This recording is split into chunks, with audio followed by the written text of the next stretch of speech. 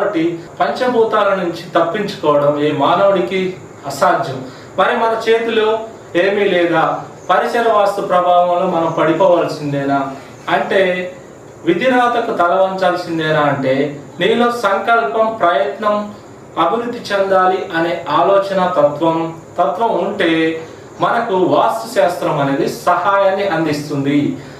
సహాయాన్ని అందించే 3 ముఖ్యమైనవి ఉన్నవి. అవి ఒకటి దైవ ప్రార్థన, దైవ ఆరాధన, రెండవది వాస్తు శాస్త్ర సహాయం, మూడవది జ్యోతిష్య శాస్త్ర సహాయం.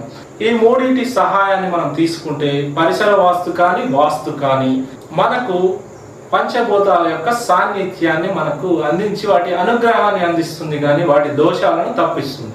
మరి పరిసర వాస్తులో లోపాలు అంటే, దోషాలు అంటే ముఖ్యంగా చెప్పుకోవాల్సినవి ఇంటికి బయట ఉన్నవి అని పరిసర వాస్తు గురించి మనం మాట్లాడుకున్నాం. కాబట్టి